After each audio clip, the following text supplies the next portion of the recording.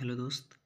तो जैसा मैंने कहा था कि एस के झा का जो एनसीईआरटी बेस्ड जो क्वेश्चन होता है ग्रुप डी में पूछे जाता है, तो वो मैं करवा रहा था। देखा आपने, क्लास 6 और 7 का मैंने करवा दिया था। ये है एस के Jha NCERT pure one liner question है और ये एस के झा लिखा हुआ है। तो आज आगे का हम लोग करेंगे। चलिए शुरू करते हैं। जैसे इस क्वेश्चन में कहा गया है, ये क्लास 8 का है। इसमें बोला गया है दो वस्तुएं एक दूसरे को प्रतिकर्षित करती हैं या प्रतिकर्षण हो सकता है। जब एक दूसरे को प्रतिकर्षित करती हैं तो क्या हो सकता है? तो ये हो सकता है चुंबकीय बल या विद्युत बल। अगला क्वेश्चन है कि घर्षण निर्भर करता है सतह के प्राकृत पर। घर्षण जो है ये निर्भर करता है सतह की प्राकृत पर। और एक चीज़ और है कि जहाँ पर घर्षण लगता है वो हमेशा निगेटिव होता है ना। अगला क्वेश्चन है, घर्षण हमेशा गति का विरोध करता है। इसमें ऊर्जा की हानि नहीं होती बल्कि उसमें भी बदलता है। तो घर्षण द्वारा किया गया कार्य क्या होता है? हमेशा ऋणात्मक। अभी अभी मैंने बताया। तो सेम वही है। घर्षण का क्रम क्या होता है? स्थिर स्थिक घर्षण, गतिज घर्षण और लोडनिक या घूर्णी घर्षण। मतलब ये 3 तरह के घर्षण होते हैं, है ना। और एक और पूछा जाता है कि यांत्रिक ऊर्जा क्या होता है? तो उनमें 2 ऊर्जाएं होती हैं, गतिज ऊर्जा और स्थितिज ऊर्जा। उन्हीं को क्या कहा जाता है? यांत्रिक ऊर्जा कहा जाता है। अगला क्वेश्चन जैसे है कि ध्वनि एक प्रकार का ऊर्जा है जो कंपन के कारण उत्पन्न होता है। इसकी प्रबलता निर्भर करता है किस पर? आयाम पर, है ना। और अगला क्वेश्चन और है कि ध्वनि की प्रबलता का व्यवहारिक मात्रक होता है कौन सा? डेसिबल। मतलब ध्वनि का अगर मात्रक पूछा जाए डेसिबल देके तो डेसिबल ही होगा, है ना। बार बार पूछा जाता है।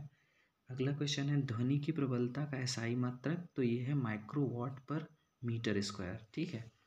अगला क्वेश्चन है कि पराश्रव ध्वनियों की आवृत्ति होती है।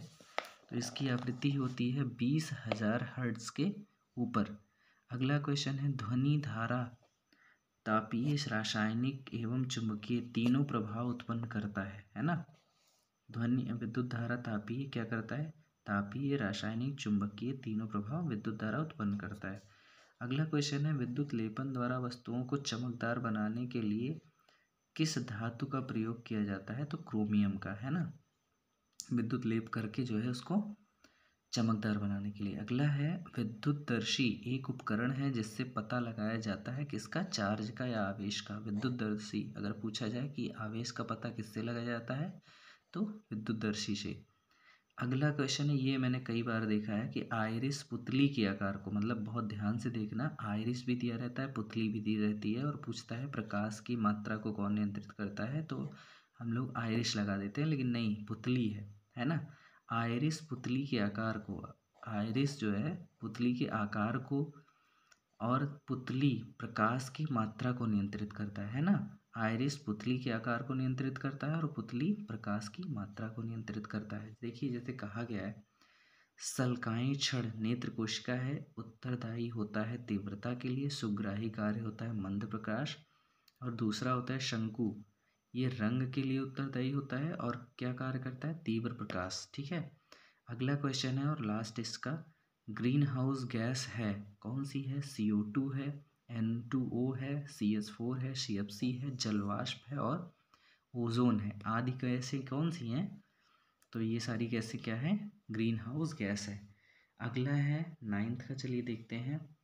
ये है विस्थापन दूरी का अनुपात होता है 1 के बराबर अथवा कम होता है।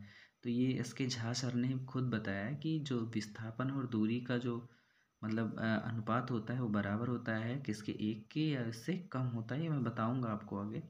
V और T ग्राफ का क्षेत्र विस्थापन को बताता है तो प्रवणता बनता है, तो उसको क्या कहते हैं? त्वरण। ठीक है। एक ग्राफ दे के पूछा जाता है, ग्राफ को भी बताएंगे, 3-4 से ग्राफ हैं। अगला है, कोई यात्री रेलगाड़ी में सिक्का उछालता है, अगर सिक्का उसके पीछे गिरता है तो रेलगाड़ी है त्वरित, है ना। जैसे सिक्का उछाला और गाड़ी आगे जा रही है तो सिक्का उसके पीछे गिरेगा। अगला है, चंद्रमा के पृष्ठ के निकट मुक्त रूप से गिरते विभिन्न द्रव्यमान के 2 पिंडों में होता है, वे कौन, मतलब वे किसी भी क्षण समान वेग होंगे, है ना। वृत्ताकार पथ पर घुमा रहे पत्थर की डोरी टूट जाने पर वह क्या करेगा, सरल रेखीय स्पर्शी अनुदिश गति करेगा। अगला है एकांक दूरी पर स्थित दो एकांक द्रव्यमान के बीच आकर्षण बल कहलाता है सार्वत्रिक गुरुत्वीय नियतांक। ठीक। अगला है एक आवृत्ति के ध्वनि को टोन कहते हैं, तो अनेक आवृत्ति के ध्वनि को क्या कहेंगे, स्वर कहेंगे। फिर है ध्वनि वस्तु में गमन करता है केवल विक्षोभ गमन, ना कि कण गमन के कारण, है ना। ध्वनि वायु में गमन करता है केवल विक्षोभ गमन के कारण, ना कि कण गमन के कारण। यांत्रिक पियानो की कुंजी को पहले धीरे से पुनः जोर से दबाया गया तो पहले से प्रबल परंतु तारक तो समान होगा। अगला और लास्ट है ध्वनि की गति से अधिक गति वाले वस्तु को कहते हैं पाराध्वनिक गति, सुपरसोनिक स्पीड कहते हैं। एक क्वेश्चन और आता है कि प्रकाश का माध्यम क्या है, तो प्रकाश का माध्यम मतलब किसमें सबसे ज़्यादा होती है प्रकाश की गति, तो कहेंगे निर्वात में होती है, फिर द्रव में होती है और फिर ठोस में होती है ना।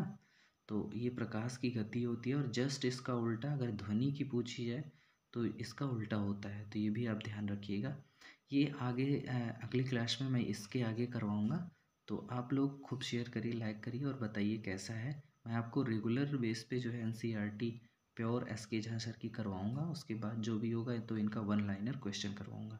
आपको वीडियो कैसी लगी आप ज़रूर कमेंट करके बताइएगा। Thank you so much.